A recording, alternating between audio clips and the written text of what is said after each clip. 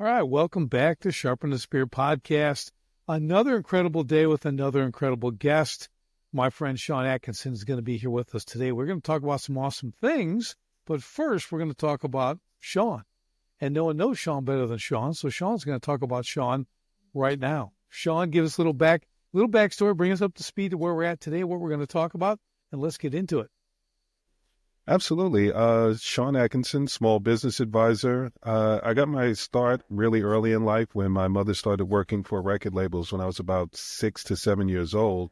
And one of the first things that I learned was the importance of brand personas and brand perception.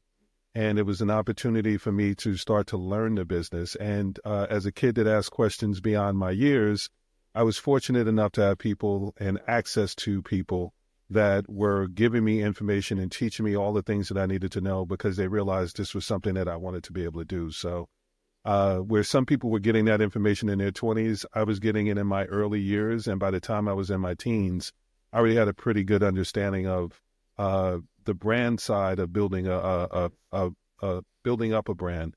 And what I realized is I wanted to be able to learn the full process, because when you can understand the full process, you can always figure out where you can fit within it. So I left the music industry and went out to work for agencies, brands on the publishing side, and then as well as the exchange. And all of that was with the intention of learning the process as well as I could, because over those years I ran into a lot of small business owners, and they would always say, I would love if I had somebody out here that could help me. But every time I would go back to work, they said they don't have the budget and we don't have the time. So me stepping out with my business, and it's in the name, Majority Media. The majority of businesses are small business owners, and this is me stepping out to be able to help them. That is awesome. Yeah, I think I've struggled with this myself, Sean, is because I help small to mid-sized businesses, but they got to have some time in the game. Okay, they got to have what I call scars, right? They got to get beat up a little bit. They got to lose some money. They got to make some bad decisions. Otherwise, they can't appreciate what I bring to the table, right? I really wanted to have you on because the uniqueness of where you're at and who you're helping, I think is incredible. You've carved out this niche where you're at, and I love it because now I can send people somewhere because it's hard to find people who do what you do. So let's get into this a little bit. Like I know we just sort of like basically how you got there, but let's go through kind of high level process.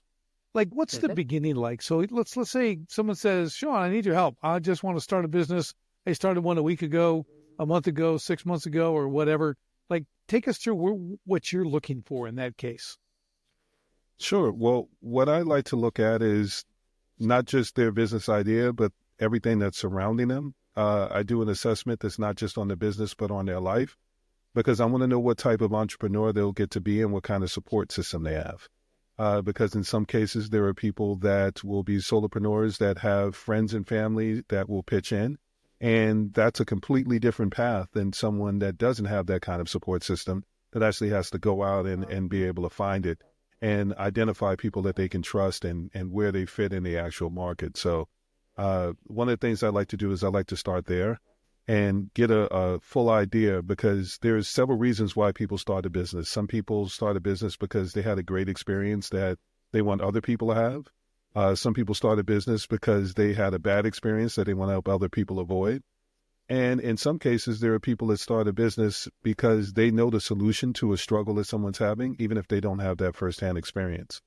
And I think understanding those nuances will help you identify your brand messaging, and it kind of branches out from there. So that's a pretty good starting point when talking to someone that's very early stage and trying to figure things out. I think that's great.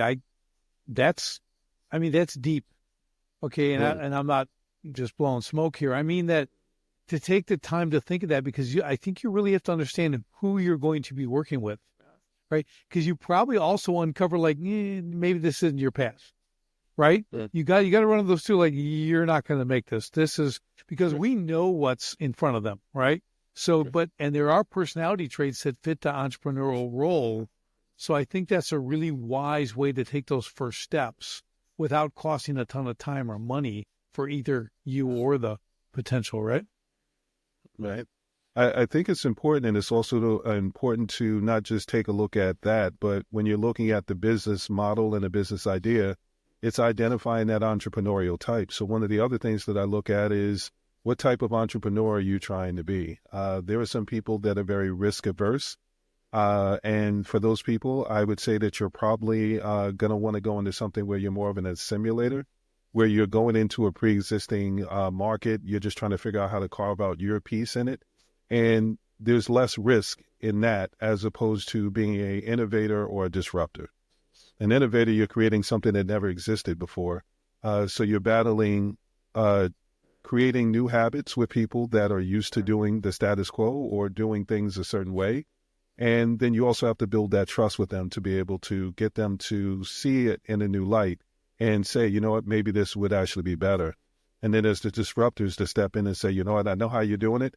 There's a better way. And with that, you have to not only battle the audience and getting them to see it a certain way, but you have to battle the existing businesses that if you're right, you're getting ready to change their business structure, and they're going to want to fight that because they've been used to doing things a certain way. If you come in and rock the boat, it could cost them money and it could cost them clients. So you got to know what kind of idea you're going in with and the business model that you're going in with, because that's going to tell you the milestones that you're going to be trying to hit and the challenges you can expect to face. That's really, really good. And I know on the innovator side too, like you're saying, how that's going to affect around them, right? Mm. But also I think it goes back to the personality, because there's builders, there's innovators, there's specialists, right? Innovators, now the guy's an innovator, you know what they do? They want to make things and give it to someone else. They're lab people, right? They want to build it, they want to make it, they want to tweak it, they're going to try to perfect it.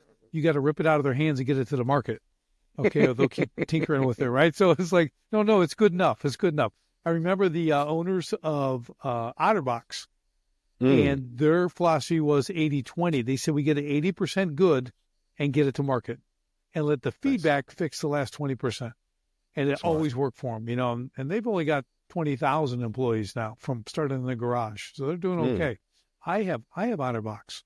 Good guys. As do I. When you gave them as an example, I'm like, sweet spot. I know it. Yes. There you go. So, but I love that as you identified this, these are really critical steps. And that's why I'm glad we're hitting them, because I think people get, and I call it from the napkin, right? The idea starts on the napkin. They're sitting around and you're jotting down that idea. Then you're going to take it. And these are steps that most people will pass over. Yes. They won't spend the time to do this. And then what happens is now they get down the road 3, 6, 8, 10 months and thousands, tens of thousands. And then they start to realize something's not working and they can't identify because they're going to look at the product or service. They're not going to look at the entrepreneur, right? Right. It's a real problem, and it's something that I try to see to identify, because it's easier to put the foundation in place at the beginning than it is once you're up and running, because then you have more at risk. You're going to be someone that's scared to be able to stop what you're doing and change directions. And in some cases, that pivot could be the difference between your business taking off right away versus something that could take a longer period of time. So early stage businesses, I'm looking at, that's a great business idea, but how much is the audience prioritizing that? It could be something that could be a great idea, but you could have a more simplified version that you roll out initially that will allow you to be able to get the sales and pay you to be able to invest in that bigger idea and get you to the point where you're getting profitable sooner and you're getting that stability in place that allows you to be able to be a little more risky with the things that you take on. Yeah, that is a major takeaway. If you're listening, what Sean just said is a major takeaway. That little sales, the smaller, the lesser, right? We can always go complex. Every complex system is made of simple systems, right? Products are similar. You get the thing to begin with, test the market, get the feedback, let people poke holes in it, improve it, and keep going, just like we were talking about the 80-20. Really good point there, Sean. Appreciate it. Yeah, and I mean, the reality is the longer you're in the business, the more you realize you might have come up with an idea and said, well, I'm going after this audience and I know I can be able to bring value this way. But you may go to bring it to market and find all new use cases that you didn't think anything about. And that feedback, where you're talking about that 80-20, that 20 can turn into its own 80. because you'll get feedback from someone that says, oh, well, I use it for this. And you realize that's just as profitable as the idea, if not more than the one that you have. And there's already a calling for it. You already have a brand champion because they felt proud enough of how they're using it and the results that they're getting that they're able to say, you know what, this is how I'm using it. So I think having those customer feedback loops and gathering that information is allowing people to not only be able to expand on their business, but find their brand champions and find the people that can help them figure out the best path forward, or at least the path of least resistance. Yeah, it takes me way back to think about something is almost along that vein. There's a lot of examples of people are using something that came out for using for something totally different. But I remember Post-it notes and the glue. The glue was a mistake. Okay, they had this extra glue they had made and it wasn't working the way they wanted the glue to work. Everyone in the offices started putting it on the back of pieces of paper and sticking it to the wall, sticking it in a book because it didn't stay permanent, right? And all of a sudden, someone grabbed a hold of that. And now we have Post-it notes, okay, in that whole non-stick stick. So it's amazing what it turned into, right? I think WD-40 was water displacement. It's not even a lubricant. It was for rockets to displace water off the parts. It's called 40 because they had 40 tries to get it to work. And now, but it's a great stainless steel cleaner. You can clean stainless. There's a ton of uses for WD-40. So to your point, it went from whatever, and everyone thinks it was a lubricant and it wasn't that ever. And it still isn't, but it will make your hinges stop creaking on the door. It will. Okay, so it will. There are advantages that I definitely go with, and I love these examples that you're coming up with because they're all either something that I use or something that I'm familiar enough with, and I believe the audience will be as well. Yeah, it's important to know that from an innovation side too, as you're bringing something to market, as an innovator, you're going to think of the one thing. Okay, the one thing, because that's your focus. You're going to develop, you're going to innovate that, and you go, I have the thing, right? You're going to hold it up all proud. And like you just said, okay, it's going to go to market. People are going to buy the one thing, but all of a sudden, one person can do this and tell their friend, I did this with it. I did this. Whether it's a cleaner or whatever the product might be, all of a sudden has all these uses, right? It's so cool. And pray for that. Okay. Yes. That happens. Yes. Because holy cow, you talk about exponential sales. Okay. When people are buying it for 7 different reasons, you can't plan that. Okay. You can't plan a product like that, right? No, it's what you hope for. It's what allows you to be able to scale. It's what allows you to be able to grow your business. We go from a milestone of wanting to be profitable to getting to the point of wanting to be able to sustain that profitability and forecast sales, to when we start looking at trying to get up to mid 6 figures and adding on to your team so that it requires the value that you're bringing to market requires less of you and more of the things that you put in place. So by understanding these things and understanding the use cases and pulling these things in, it leaves you really with one main task. Every time you introduce something, you just have to make sure that you're not upsetting the clients that you already have that are used to using things a certain way. So that's an important caveat that I would add, because sometimes people roll something out and they'll change the website and someone will go in and say, I'm used to going right here to be able to get it. And now you're trying to see to these other people. And because you're trying to see to them, you deprioritize me. And then that can lead to a bad customer experience. So finding that balance is also important, but that's something where it comes a little bit later in the process of bringing an idea to market. Yeah, that's a really good point too, Sean. I think when people are driving this, and like you're saying, when you start to get to the 6-figure, multiple 6-figure level, let's talk about decisions that are starting to be made, because you've gone from napkin idea to your first conversations with them, what kind of entrepreneur they are, right? Now we're starting to flesh out a design or a service or whatever it is, and we're getting it imperfectly to market, perhaps, right? So we can test the market, or in smaller cases, then we're growing it a bit. Now we're starting to get some traction. Now we're hitting 400, 500,000 in sales, right? What's the conversation turn to from there? What do you start looking for at that point?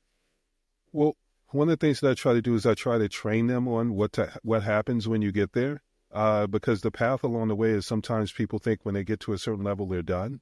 And I look at it almost as walking into a building that has multiple rooms, one after the other, like a railroad thing. So if you're going from one car to the next, every time you go into that new level, there's new requirements, new expectations. So it doesn't stop at you figuring out how to be able to use that one use case. It's learning how to be able to use those other use cases so that you can not only meet your goals, but you can plan for the future further out. And it also allows you to be agile, where you're able to start to say, okay, well, the industry's going in this way. How do I stay up with the trends? How do I meet industry standards and audience expectations? Because when you get up into that level, that's what you're really looking at. The larger you are, it's almost like a ship. The harder it is to be able to turn around if something goes wrong. The one advantage that you have, if done well, where you establish that foundation, is every time you go up a level, set that foundation so that you never go back to zero. You go back to where you last left off with that foundation. So every time you enter in a new room and they're having a new conversation, learn what that conversation is, figure out everything that you need to know about being in that room, focus on that before you start trying to look too far down the road. So I think that's one of the important things for people at that point. Yeah, I love it. So in that same vein, let's talk about what usually happens to a lot of people at that situation. Like, and I'm not saying like, hey, 500,000 is killing it. Okay, you're just in the beginning, right? But what does happen, depending on where they're, again, who that entrepreneur is, where they came from and everything else, they start to get what every entrepreneur suffers from is shiny object syndrome, right? All of a sudden, little things start dancing in front of you, whether they're new ideas, new opportunities. Hey, I'm going to do that now because I'm making sales, right? They haven't perfected everything, but talk about that. Do you, how many times as a coach, like probably like me too, even, and it doesn't stop at just the startups, like you're slapping their hands saying, now, we're not doing that. Okay. Get your eyes off that, put that down. You are not ready for that. So what does that look like? That looks like a common occurrence. Let's call it what it is. It's something that comes up all the time. And thankfully, there are some customers or clients that I have that will say, I'm relying on you to give me the guardrails. Like, guide me on where I can be able to go and when I'm going off the rails and I'm getting ready to do harm to my business. And those are the ideal customers that you want to be able to have because they know enough to know that they don't know everything. But you will run into the ones that go, I'm doing great. Like, I'm good. Like, I'm going to do this. I'm going to do this. And I can give you an example. Like, I know people that have started their business. I have a friend that I'm good for a back of a napkin thing. When someone says like, oh, I'm struggling with this, my thing is, okay, well, here's a business plan, because I can give you the what. The how is the part where I actually have to be able to charge someone for. So I can give you the what and say, based on your experience, based on everything that you know, here's the things that you can do. So that's early stage. But when you get to an established business, that's when they start to, feel themselves a little bit more because they are making the money. They are able to forecast. And so often what happens is that is the point where you can really do damage to your business, because if you're not paying attention to the new thing that you take on, that goes back to what I was saying. Sometimes you can leave the audience that was sustaining you behind chasing that new shiny thing. And if you do that, then you really are starting from scratch, because now you have to build that trust, that loyalty, and everything that came along with the nurturing that you did with that original audience. The trick is really to be able to find that balance and be able to say, yes, we're going in this direction, but we want you to come along with us. Nothing that you enjoy is changing. What we are going to do is make sure that the options that you have available to you are something that you can benefit from. So we're adding value. We're not taking things in a direction that won't allow you to come along with us. Yeah, that is brilliant, because it's so important. You can add stuff. You can add products. I call it spokes on the wheel. You got your hub in the center, you got your tire, you got your spokes, but they all have to go back to the main thing. Yes. Right? They have to support it, in some way. It has to be related to that. It can't be this totally off the path, off the whole thing, like, and you're going to start this, because you will abandon those loyal initial first-time customers that brought you to where you're at now, which isn't even that far. They're just getting, you're just picking, you're at like 25 miles an hour from zero, okay, which is a lot, I guess, but it's not, right? Not when you think about where you want to go. I like to operate about 140 miles an hour. Okay, that's how I like to operate. So you got some time to go, but if you all of a sudden kick them to the curb, because you're going to chase this thing, like you're saying, the point is right there. you're going to start at zero again. Okay. And I also like the point you made about the clients that understand you need to put guardrails in place, because the boundaries are where success is. When you understand the boundaries, and this goes for your whole business, every person in your business, you start to get that first person, second person. If you can create a lane and they have boundaries, right? They got a white line, a yellow line. You stay in between those, right? You're going to do well. You're going to be able to do what we train you to do. And you're going to do it well because you know your boundaries, right? So really, really, really good point on that, Sean. So from there, so now we rein them back in. Okay, we understand. We got them directly. If you're going to add something, it's a plus, not a minus. Okay, it's a plus to the existing companies, a new thing they can add, a new attachment, a new whatever, a new add to product, a new whatever it is, right? New service. That's all good. From there now, let's say now you're starting to get that traction, and now they're closing on the big 7-figure milestone. Okay, and that's kind of where you want to get them, right? Basically, that's your sweet spot in there, getting them to that point. Is that right? Yeah, I mean, what I realize is that's where you start to get to a point where you're a little more self-sustainable, and it's a place where I like to get people to, because at that point, then we can start having a different conversation. Then we can start really looking at what your definition of success is, because early stage businesses, I'm going to have a conversation, and they may say, well, I want to be able to make this much money. Well, what happens when you get there? Like, what's next? And that's where you get to have that conversation and reset the board. So you get a chance to be able to reset the board and then start thinking about, okay, well, what did the next round of milestones look like? We set a goal. There's so many paths for you to get to that goal. But now that we hit that goal, when you set the next one, we need to lay out the path for you to be able to get to that next goal, that new room, that new level, and make sure that you have everything that you need. So that's when it gets to be something where you put the guardrails in place. You say, okay, well, here's the options that you can work with that don't make you have to feel like you have to change your brand messaging. You're not doing any overhaul. It's not a rebrand. It's an expansion. And once you can start having that conversation and you're gathering that feedback from the customers to make sure that you're not alienating anyone, let's be honest, we both know this. It's a lot easier to get someone to buy from you again than it is to get them to buy from you the first time. So when we're saying don't alienate someone, we're saying don't run away, don't chase off the money that is allowing you to be able to do all the things that you're doing without touching your savings. Find a way to be able to expand and have them on board, because as brand champions, they can say your name and they can sing your praises in rooms that you're not in. And similar to a website, you want the website selling for you 24/7, 365. When you put the foundation in place and you show that you have a real appreciation for the audience that you've nurtured, then they're selling for you 365. And that's where you really start to be able to see that growth, and not just grow, but you get to maintain what it is that you have in place. And it allows you to be a lot more selective. Some of those big ideas you had in the past where it was like, now's not the time for it. Once you get to that point, then you can start looking at being able to add those things in. Yeah. Okay. So I got two things. I got to step backwards, then we're going to jump forwards. Okay. So on the first thing that you're just saying, raving fans. So I think you put an emphasis like you are, right? But understanding those initial customers, right? Who gets you to where you're going right now, right? They've been along for the ride from the beginning. They're there. You're bringing on the next thing that they're going to love as well. What kind of emphasis do you put on, Sean, with your clients to like create raving fans? Not just people who use your product, but like they run and tell their neighbor with it in their hand and say, "Have you seen this?" Okay, like what part of the development is that in for you and your clients? I think that should be something that you handle throughout the whole process. Like, you need it to start your business and you need it to maintain your business. So what I say is, again, customer feedback loops, always be gathering information.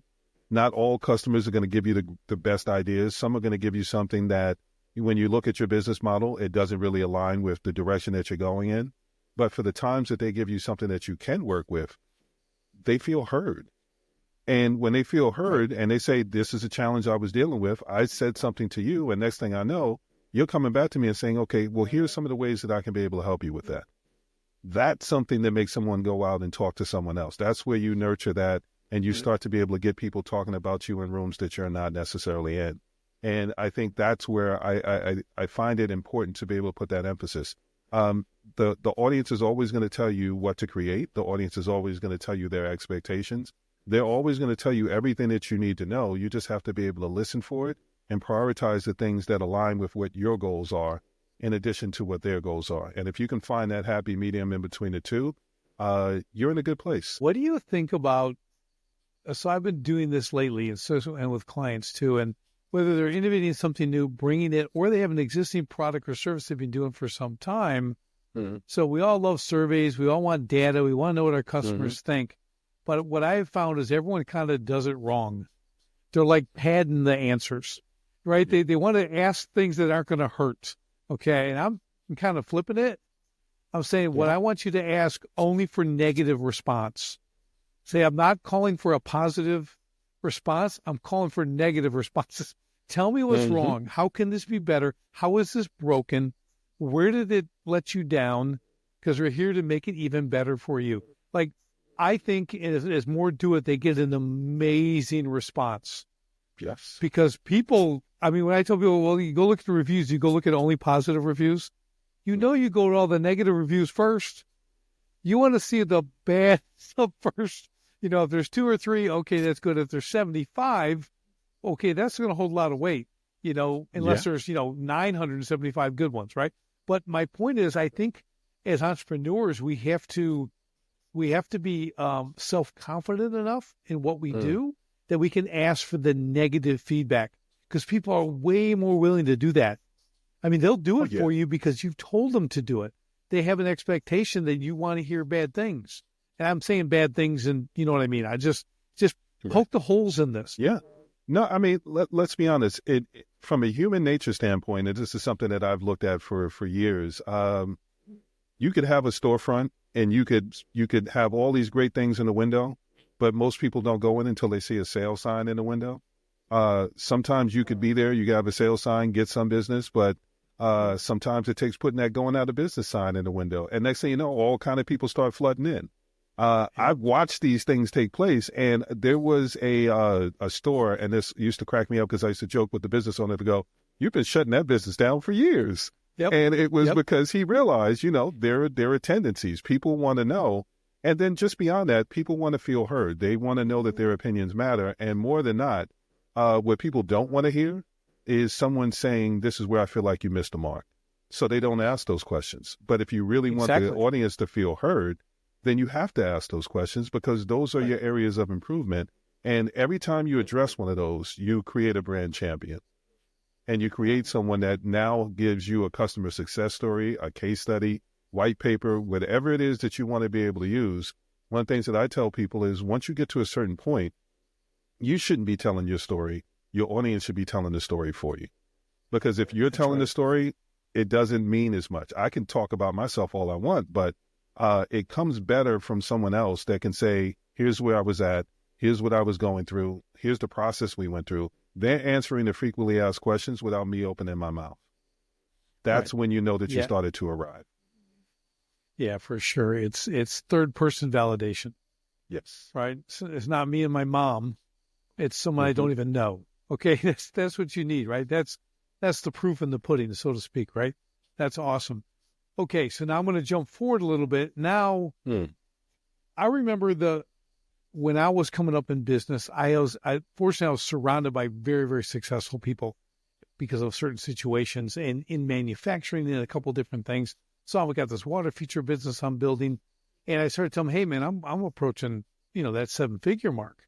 And I remember them saying like, and that you could look at, they're kind of looking like, "Yeah, that's a good number. That's a good number."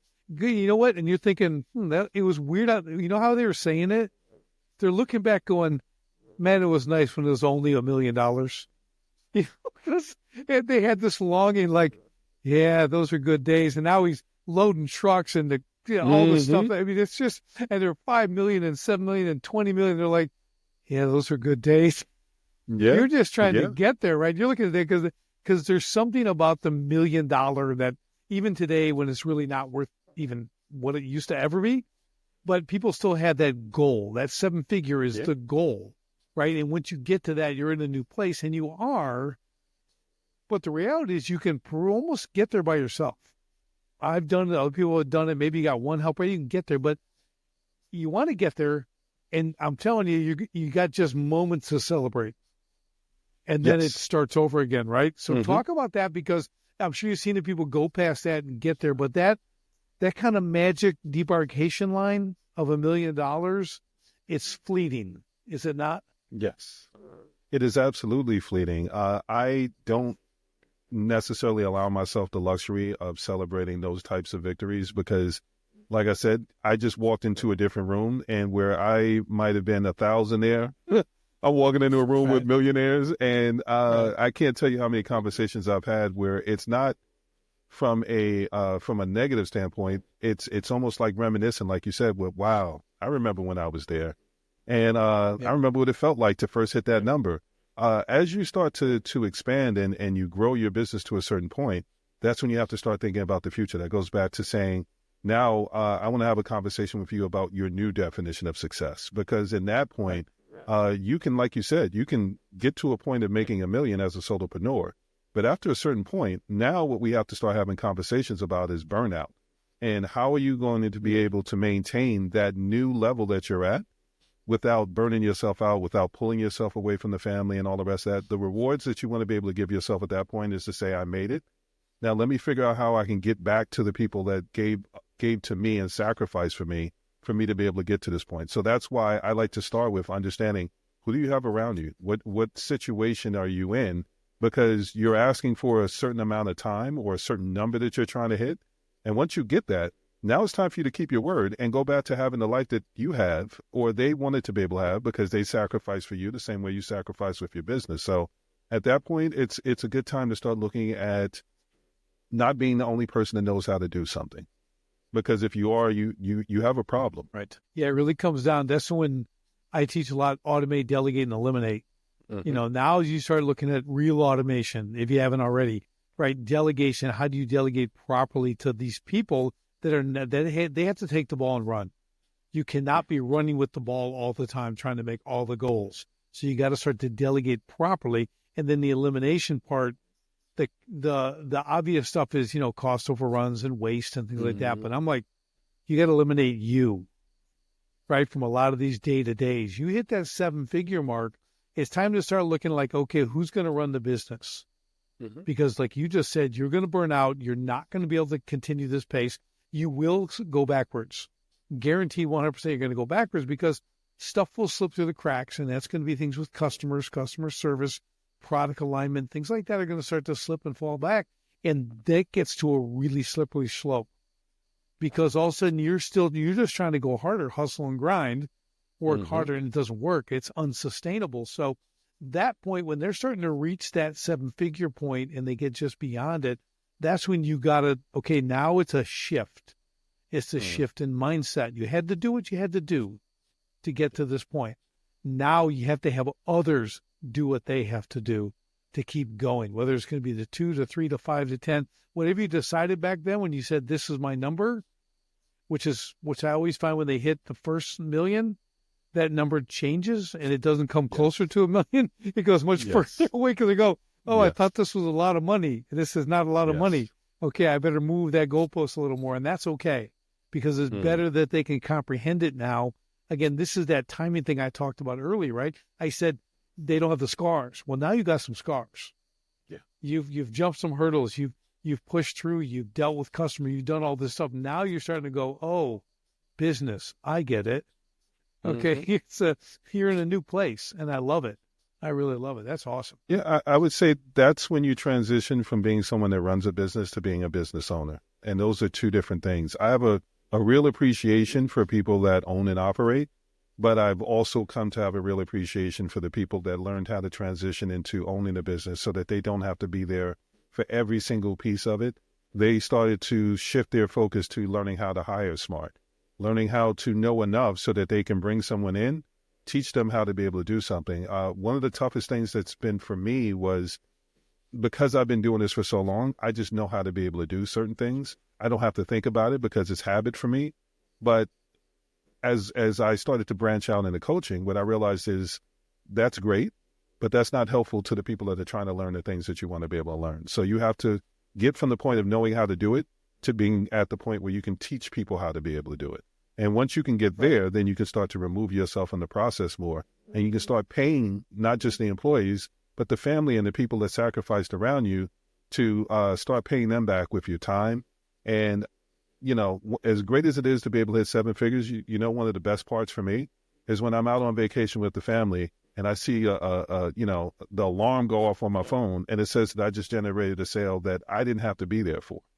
Like, that's one of those best feelings where when you're on vacation, when you're first starting out, when you're running the business, when they see you look at their phone, at your phone, the gloom takes over. Like, oh, you're getting ready to say, I got to step away. I got to this, I got to that. But when you go from running a business to owning a business, you can look at your phone and go, huh, and then go back to what you're doing and spending time with the family. And it's not just the trust that you're trying to build with the customers. It's the trust you're trying to build with your support system.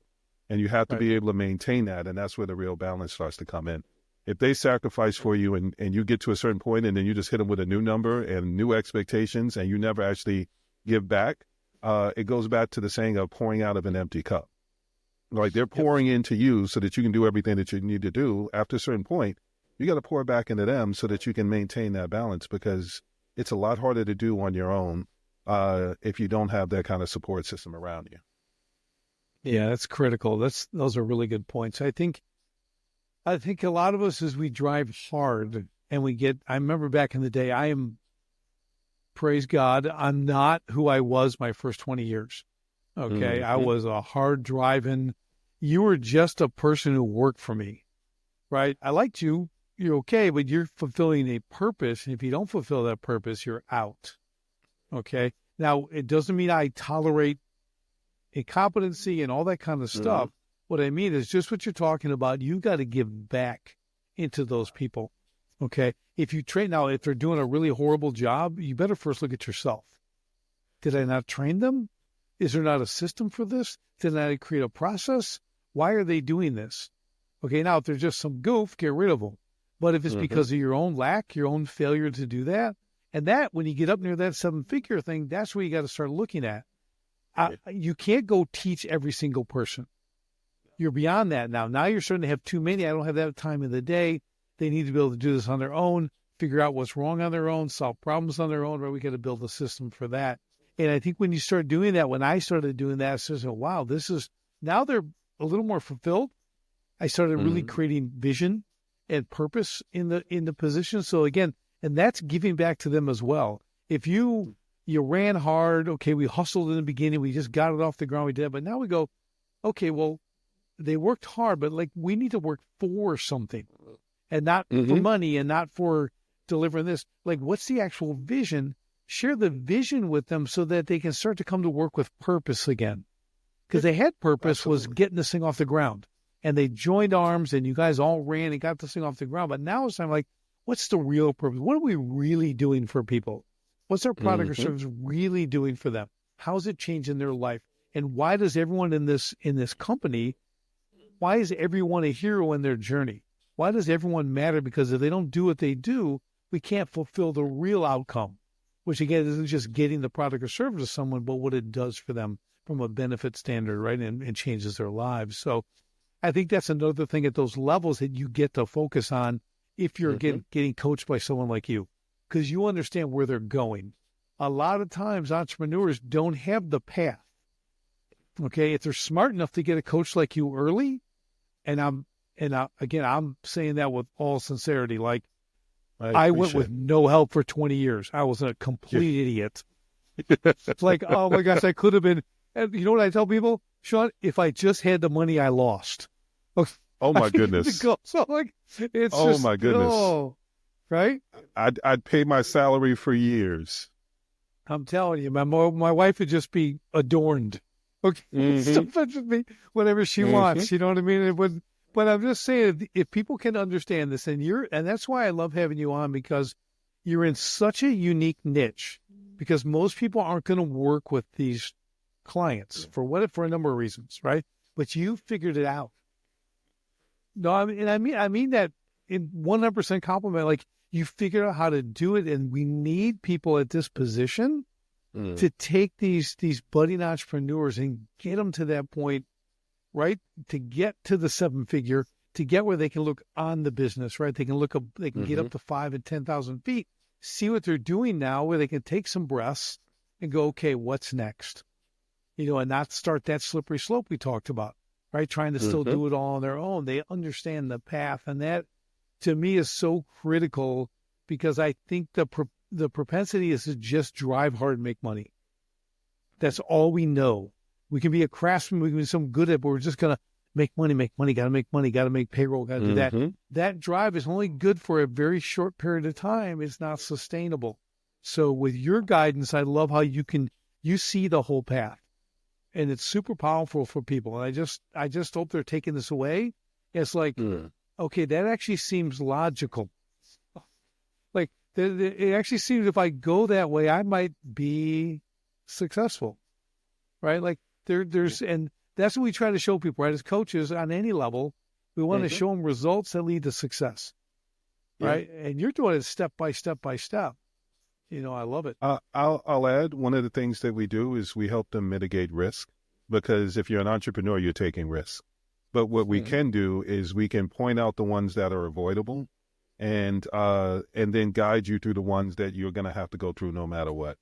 And it's like you said, most entrepreneurs, they don't really get anyone that helps them in those early stages when they're getting to a certain number. It's really one of those things of, well, I had to go through it.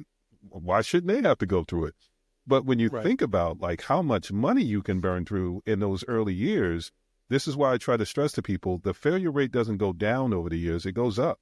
Because after a certain point, if you're making mistakes, if you've got bad habits, you're compounding them every single time. And every pivot, every rebrand, everything that you have to do to try to get back to a certain point, you're throwing off all the people that got used to a certain thing. When you start changing expectations, if you're not meeting them, you're changing them. And if you're trying to convince someone that what you think is more important than what they think. And that's a recipe for disasters. Yeah. I always tell people, I guess it creates confusion, and a confused mind does nothing. Yes. Okay. So it's not hate or love. It's nothing. They don't understand anymore. You flip this way and you flop that way and you whip it, and they're going, well, I'm going to go somewhere else. I mean, because I don't even know what this guy's trying to do. Like they're confused, and again, it's not hate or love. It's just like, well, I don't understand. That's a big thing we use in sales. A confused mind does nothing. So you have to be very, very specific. And I think laying out this plan and helping guide them, because it is that, man, you'll burn through money like you wouldn't believe. I just want people, they have no idea. It's just, oh my goodness. I could share stories, but it's nutty. Okay. And you're not immune because you make more. No. Okay. That's just more you get to burn through. And you said it best. You start creating bad habits, the bad habits don't go away.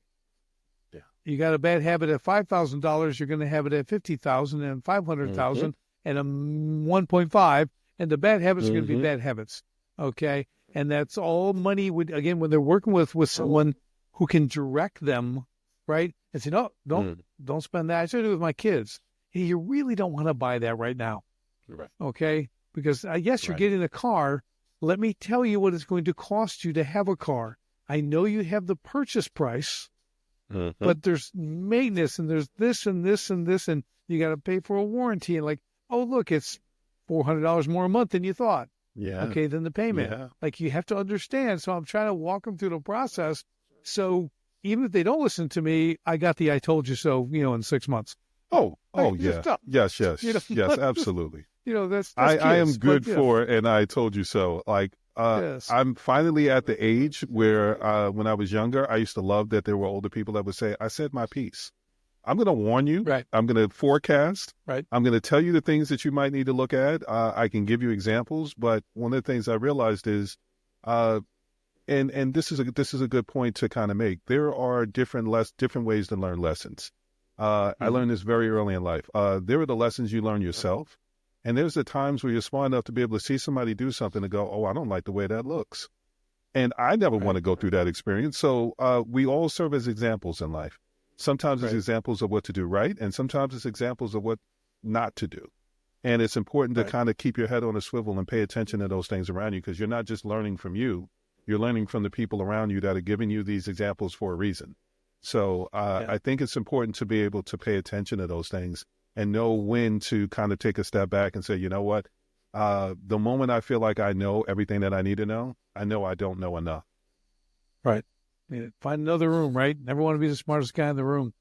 Yeah, I tell them, that's why I give my kids a copy of my book, because they're in it.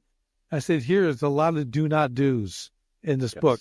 Just read the story, understand the story, because it started before you were here, and then the beginning when you were here, and now we're here. So read this, and it's not a long read, but like you'll get to know a little something, right? So just avoid that stuff. So, man, this has been awesome, Sean. We've hit just incredible points in this part of the journey. I just love it, man. You brought so much good stuff here. So let's do this. How can people follow you, get in touch with you? You know the drill, because they're going to want to talk to you. I guarantee you. If they listen to this, they're in that napkin to first year, they're going to need to talk to you. I can be found on Facebook and LinkedIn. Those are the two that I spend most of my time on. Majority Media is the company. I've got a free community, so when people have questions like this and they're trying to figure things out, they can kind of go in and be able to gather some of that information. And what we'll be doing is we'll be sharing a link that gives people information to all the different things that I do.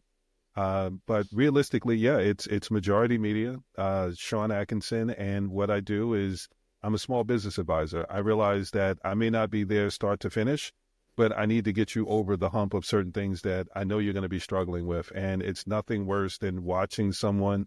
It's almost like watching for those that have kids, it's watching them walk for the first time. And you want to run over and make sure that they don't fall, but you realize you have to kind of let them fall so that they know they can get back up again. Yep. And there's just certain things that you can avoid, and then there's certain things that you have to kind of let them go through. So my goal is to be able to highlight the things that, that's unavoidable. And then the other things just go, you know what, that's not going to be a good idea. And, you know, if you want to go with that, okay. But like, here's the things that you can expect when you do that. And one of the things at the end of it is what we just joked about. It's an I told you so. Yeah. I think it's my little final thing too is what I had to learn and still deal with is ego. You need to take your ego and lock that in a box. Your ego and your pride will destroy your business because you won't listen to a guy like Sean. You won't listen to a guy like me. You'll listen, but you won't do it because you know. And I'm speaking from a guy who had billionaire clients telling me I should do this and that. And I said, what do they know? That's the level of stupid I operated at. Okay. So I'm just sharing the wisdom. Okay. Like you get someone who's here to guide you, who's been there and you haven't, just listen and act. You must act, take action. It's important. So awesome, Sean. Well, thank you again for being a guest today on Sharpen the Spirit podcast. This has been fantastic. I love it. Thank you so much for having me. There might be a part two.